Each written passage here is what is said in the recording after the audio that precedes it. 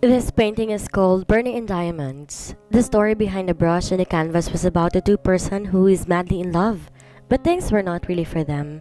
But all in all, they fight the demons and barrier until one day, they found themselves winning in burning diamonds. I said as I heard a loud applause that occupied the whole room. Masaya akong umiti sa lahat bago yumuko sa kanilang lahat. My painting is simple. It's just with a blending color of black and white background and a hand of two people. There's also a torn design in the middle of them and an interspersed diamond in every corner of my canvas. Black, red, blue, white, brown. Yan ang makikita sa gawa ko. I also walked near my painting attached in the wall. Pumirma ako gamit ang kulay pilak na painting sa ilalim ng ginawa kong likhang sining.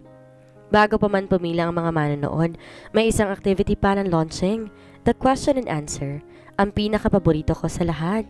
I like it kasi mas naipapakita ko pa ang sarili ko kapag ganon. Miss Gonzalez, what is your inspiration in this painting? Kaagad na tanong ng babaeng nasa unang silya. Pasunod lang ang mic sa VIP seats hanggang sa pinakahuling nakaupo para makasiguro kung may mga tanong pa sila. Kinuha ko ang mic sa gilid ng lamesa. My parents. It's their wedding today. The story of my parents is so complicated to tell. There was a lot of barrier and tears that's wasted. But finally, in their 50s, they both pounced the sun to give another chance for love. I said while still smiling. Lahat ng tao napapangiti at ang ilan pa nga'y kinikilig. Ikasyam na tanong, ilang slot po ang paintings mo na to? Tanong naman na isang babae na ikasyam sa upuan. Ang sabi ng host hanggang 10 tao na lang dahil naubusan na kami ng oras. This painting has 100,000 of copies worldwide. I'm also thankful dahil wala pang isang oras, sold out kaagad ito. But don't worry, sa hindi makaka-avail ngayon, there's still a second batch soon. I heard in the Philippines there's just 1,000 people who availed it. At narito ngayon sa event, ang iba order lang. Salamat po sa inyong lahat. Nagpalakpakan ulit ang mga tao.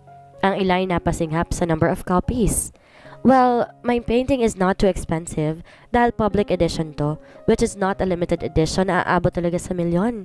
This painting, nagkakahalaga lang ng 50,000 to 20,000, depende kung gaano kalaki ang canvas. It's my 3rd anniversary as a painter, kaya /sale na rin to. Masaya akong uminom ng tubig habang inihintay ang muling magtatanong. Ilang minuto na lang ang natitira para sa question and answer, so sana naman maganda ang itatanong nito. Are you taken? A deep and familiar baritone voice suddenly echoed the whole room. Lahat ng tao napatingin sa direksyon ng taong nakaupo sa ikasampung upuan. Napatingin ako sa lalaking nagtanong at gano'n na lang ang sigaw ng puso ko na makita ang buong mukha nito. There he is, doing the komportable sa pagkakaapo si Marquez. Nakatingin sa akin at hawak ang microphone. I looked away and alert myself. Pardon? Can you say it again? Tanong ko kahit rinig na rinig ko naman. Marquez doesn't repeat what he said, kaya't sigurado ko, iba na ang itatanong niya ngayon. I said, are you taken? Kahit ako natigilan, kasama ng mga tao sa paligid. Ang iba suminghap habang naglalabas ng phone nila. Shit, malamang kilala din nilang engineer at CEO na to. Huminga ako na malalim. That's a personal question, but no. I am single but not interested, engineer? I sound so sarcastic but I don't care. Ibinaba ko ang microphone na hawak, tsaka ngumiti sa host na nakatayo sa gilid ko at nakawang pa rin ang labi hanggang ngayon. Cindy, tapos na. Tawag ko sa kanya kaya't nabalik siya sa ulirat. She blinked a lot of times and nodded. Kinuha ang mic sa lamesa. The engineer of industry is here, ladies and gentlemen. Let's give him a clap. It's such an honor. Diba, Miss Gonzalez? My smile faded when I heard my surname. Umangat ako ng tingin sa mga tao. Napilitang tumungot saka pumalakpak. Everyone is in their cloud 9. Pumila rin ang ilan sa harapan ko para magpapirma ng thank you card galing sa event. The signing consumed an hour. Nanakit ang daliri ko sa dami ng tao pero okay lang. Can we take a picture with all the staff now? Cindy asked me. Ngumiti ako at sumama sa gitna ko sa nagpapapicture kami sa mapupuno na naman ang notif ko sa page mamaya. I smiled as a goodbye to them. Una ako lumabas bago ang mga tao.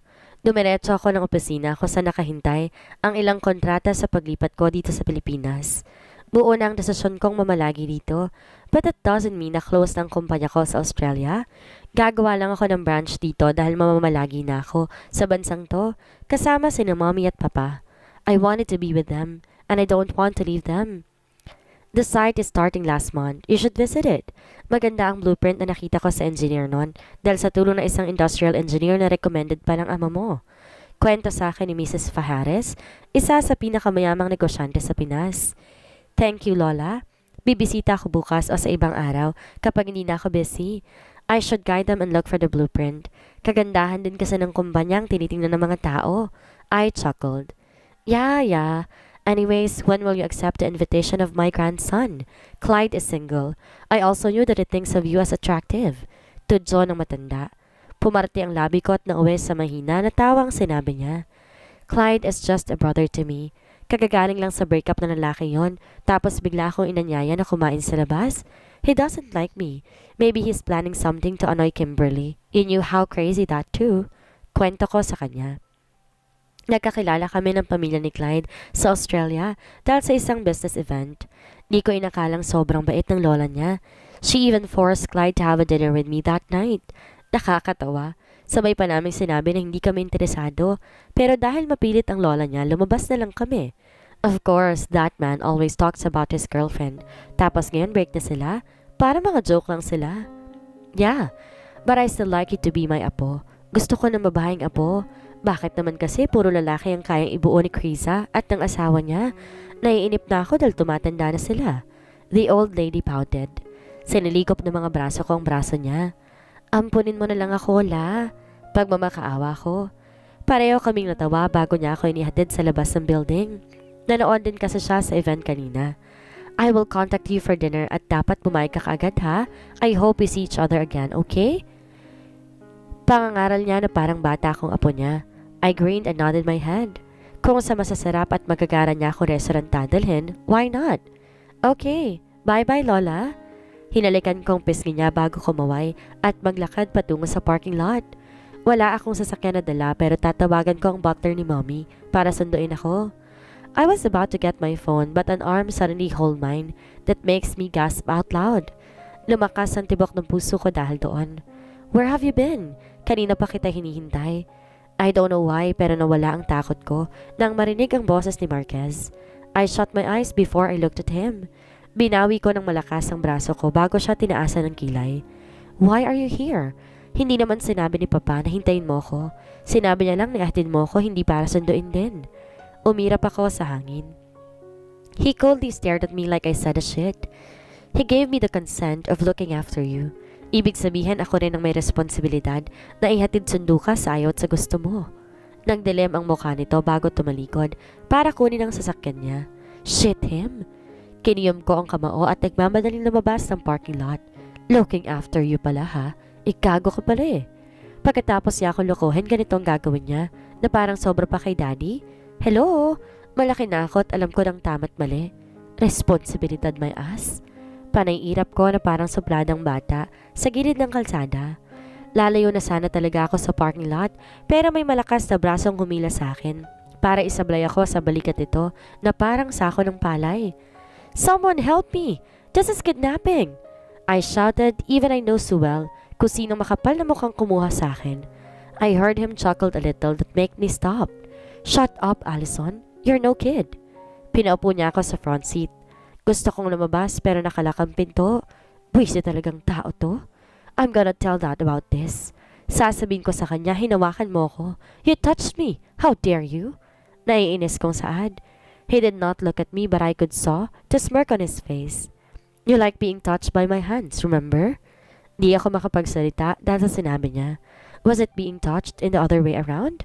Yuck! I hate you. I whispered out of nowhere. Alam ko narinig niya yon kaya't nawala ang kung anong ngisi sa kanyang labi. Binalot kami ng katahimikan hanggang sa bumukas ang playlist ng sasakyan. He never used of music while driving before. What changed? Pinipilit ko pa siya dating magpatugtog. I blew things out of proportion. Now you're blue. Put you in jail for something you didn't do.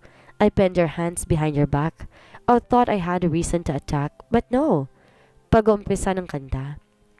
Kiniyom ko ang kamao, tsaka umiwas ang tingin. Kinulong ko ang mga mata sa labas ng bintana. Wala akong planong tumingin sa kanya. Fighting with a true love is boxing with no gloves. Chemistry till it blows up, till there's no us. Natigilan ako na marinig ang himig ng boses niya, sumasabay sa kanya. Why'd I have to break what I love so much? It's on your face and I'm to blame. I need to say. Patuloy niya. Shoota. Ang ganda ng boses nila ni Taylor Swift kapag pinagsama. Hey, it's all me in my head. I'm the one who burned us down. Napilitan akong tumingin sa kanya dahil sa kuryosidad ko siya ba talagang sumasabay. But it's not what I meant. Sorry that I hurt you. I don't wanna do this to you. Shit, siya nga. Nakatingin lang sa kalsada at kumakanta habang nagmamaneho. Di niya naman sinabi dati, may maganda pala siyang tinig. I don't wanna lose this with you. I need to say, hey, it's all me. Just don't go. Meet me in the afterglow. Eh di sana all may ganyang boses? After that, he suddenly looked at me. Tumibok na parang tanga ang puso ko dahil sa kakaibang kabang nadarama. I wanted to shout at him and say don't stare at me but I couldn't. He unlocked his seatbelt as he looked at me. Parang sasabog ako nang tinaas ang sarili para i-unlock din ang sa akin. We're here, Ali. Aniya na hindi agad ako nakasagot. Ang boses niya, sobrang hot. Tahimik ako naglakad at di magawang lumingon sa likod dahil ramdam ko ang presensya ni Marquez. Pumasok kami sa hotel at hanggang ngayon wala akong ideya kung bakit nakasunod siya. Hanggang ngayon ba talaga susundan niya ako? I rolled my eyes as I stopped walking. Ramdam na uminit na naman ang ulo ko sa kanya. Pagkatapos ng ginawa niya sa akin, may gana pa siyang gawin to? Ano bang akala niya? Tanga ako? Kahit dito ba talaga? Hindi ko na itinuloy ang sasabihin. Dahil lang humarap ako, nakita ko siya. Nag-swipe ng isang card sa isang unit. You were saying? He asked nang makita niya ako nakatingin sa kanya. I clenched my fist and shook my head. Nakakahiya. Umiwas ako ng tingin bago nagmamadaling pumunta patungo sa unit ko. Feel ko wala na ako mukhang mayaharap sa kanya dahil sa nangyari. But I shook my head. Hindi ko dapat inaalala mga buwisit sa buhay. Tinapon ko ang bag sa side table bago binagsak ang sarili sa kama. First time ko pa lang sa Pilipinas pero ang daming nangyari na parang ang tagal ko na dito. Naligo na lang ako dahil wala naman ako ibang gagawin. Tsaka lumabas para kitain ng magulang ko na hinihintay ako ngayon sa labas. They text me to have a dinner with me in the open field area sa harap ng hotel malapit sa dagat. Where are you going? Napatigil ako dahil sa baritonong boses na narinig ko mula sa likod. Di ako sumagot kay Marquez saka sumakay na ng elevator. Akala ko hindi siya susunod, pero ang buwisit, pumasok din at nakatingin sa akin. Di niya ba kasamang asawa niya at ako yung iniistorbo niya? Palihim ako nagmura bago hinintay ang pagbubukas ng pinto. Where are you going, Allison? Answer me. Mariin itong ani sabay pigil sa braso ko.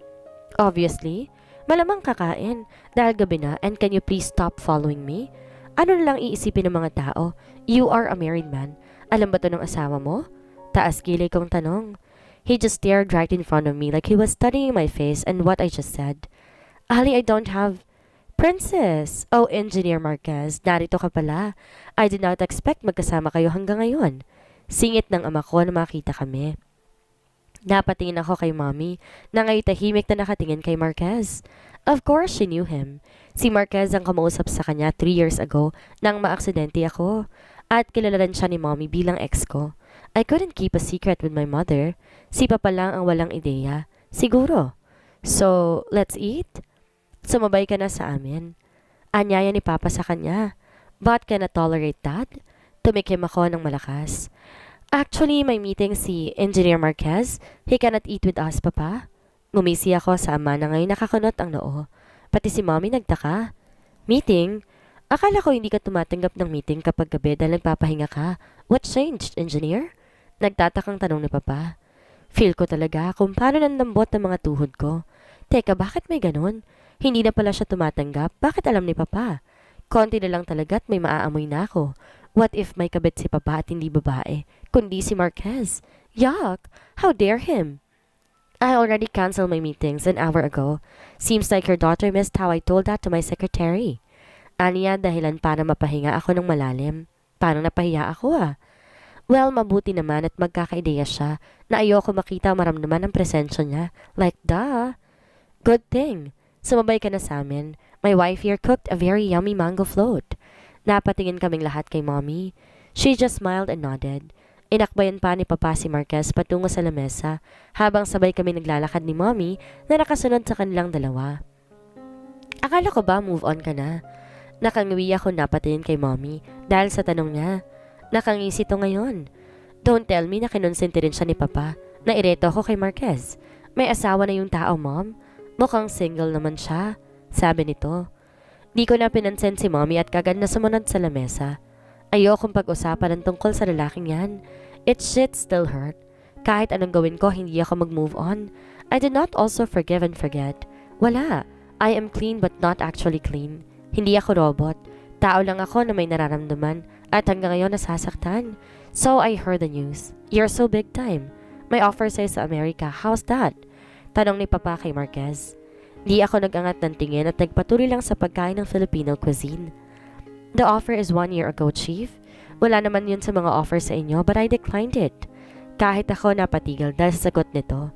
He declined? Sayang naman ang kontrata na yun at sa Amerika pa. Industrial engineering is no joke. They are a branch of engineering dealing with optimization of complex processes. They reduce cost, improve quality, and increase efficiency in a great and big company. Sayang naman, malaki ang chance ito para ma-promote ka at mas malalagay sa malaking posisyon sa industrial, sabi ni Mama. Kahit ako palihim na tumango. Ayokong lumayo sa lugar na to. This is the only home that I have at dito ko hahanapin na isang tao na nangakong babalikan ako. He smiled a little. Napatitig ako sa sinabi niya. Seryoso? Humigpit ang hawak ko sa mga kubyertos na hawak. Why do I feel guilty? Mas dapat siyang mag-guilty, niloko niya ako. I smiled and looked at him. So I bet you did not wait for that person? Nanunuya akong tanong sabay inom ng tubig. Katabi niya si Papa na ngayon nagtatakang nakatingin sa amin. Si Mommy naman napatikim lang na parang gusto niya anong nangyayari. No, I wait until now. I'm still waiting. Muntik kong mabitawan ng baso na makita ang mariin niyang tingin sa akin. His green eyes are looking instantly at me. I heard you have a fiancé 3 years ago. You're married now. How can you wait for someone? I bitterly looked at him as I smiled. A fake one. Kumuha ko ng mango float na nasa puting plastic at nalagay sa plato ko. I was about to look for pandan sauce but I stopped when I saw Marquez. Para napugtong hininga ko dahil sa ginawa niya. He calmly put pandan sauce on the top of my favorite dessert. Hindi ko siya maintindihan habang nakatingin ako sa kanya. He smiled a little just like before. You used to add that on top before. I love to see you eating happily, so eat now. Ani at bahagya pang hinaplos ang kamay kong nakalapag sa lamesa. My eyes slowly widened as I realized what he just said. Nakita ko kung paanong tumawa ng mahina si Mommy na parang kinilig. Tapos si Papa na bumuga ng tubig sa gilid niya. Lahat ng tao napatingin sa amin dahil kay Papa. He smiled and excused himself. Wait, what are you saying, engineer? Naguguluhan pa rin si Papa hanggang ngayon. I bit my lower lip as I averted my gaze. Basta kumain na lang ako dahil sa nararamdamang hiya. You silly old man. They used to be in a relationship before. Dahil sa sinabi ni Mommy, napasinghap ng malakas si Papa. Napatakip to ng bunganga na parang hindi makapaniwala. I can't believe this. Kaya pa rin hindi tumanggi ang batang to nang sabihin kong irereto ko sa kanyang anak ko. Bakit naman di mo sinabi sa akin hindi ka pa pala nakaka-move on sa anak ko, engineer, ha? Tumaas ang kilay ni Papa. Di ko na makita ang reaksyon ni Marquez dahil nakayuko lang ako.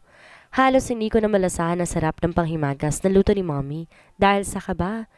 Bakit ba kailangan pang sabihin niya ni Marquez? Pwede namang iabot niya na lang ang pandan sa akin.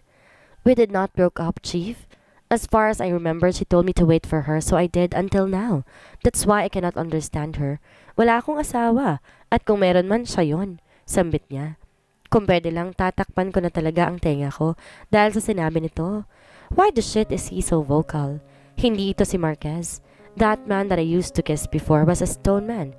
He would rather show me than saying a shit word. Oh, so wala palang closure. Kinurot ni Mommy ang tagiliran ko dahil magkatabi lang naman kami. Ngumuso ako sa kanya. Nakita kasi ni Mommy kung paano ako mag-emote dati. I also told her na wala na kami ni Marquez at niloko niya ako. Masama akong tinignan si Marquez. You've being a liar again, I said as I dropped my spoon. Napatingin silang tatlo sa akin. Sorry but I lost my appetite. Good night. I knew that I'm being rude but I don't give a shit. Yan ang makukuha nila kapag napikon ako. I am always ready to leave. Hindi ko narinig si Mommy at Papa dahil mabilis akong lumisan doon. Wala akong planong tumagal dahil baka magkasagutan pa kami ni Marquez. Shit him! Maraming tao at baka kung anong isipin nila. As a professional, I will always look for my reputation. Ayoko ng gulo sa pangalan na matagal kong inalagaan ng mabuti. Magkasalubong ang kilay kong lumabas sa elevator hanggang sa makarating sa palapag ng unit ko. Tahimik lang ang paligid, but not anymore when a hand stopped me from walking. Napasingap ako na malakas dahil sa dalawang braso na bumalot sa bewang ko mula sa likod. I wanted to shout but I can't dahil mas pinangungunahan ng puso ko ang gagawin ko. Don't move, baby. I miss you so much. Don't leave me again. Bulog ng kilala kong boses. Ramdam ko kung paano nang hina ang lahat ng mga kalamnan ko sa loob. Terry, I whispered. I missed to say that name again. Ang sarap bigkasin ulit. I closed my eyes and feel his warm skin against mine. Mas sumigpit ang yakap nito at ayaw talaga akong pakawalan. Iilang tao lang ang dumaraan sa palapag at ang iba naman napapatingin sa amin na parang kinikilig at nagugulat. There's a lot of people, so please remove your arms. Seryoso kong sabi sa kanya, but he did not. Umiling to ng ilang beses na parang buo na talaga ang desisyon niya. I don't have another woman in my life, Allison. I bet you watched the news in my public interview 3 years ago, and I'm sure that you did not let me finish what I said. Ani at mas diniin ang mukha sa leeg ko. I bit my lip because he was shit right. Narinig ko na. Bakit ko patatapusin ang sagot mo? Kinuha ko ang mga kamay niya.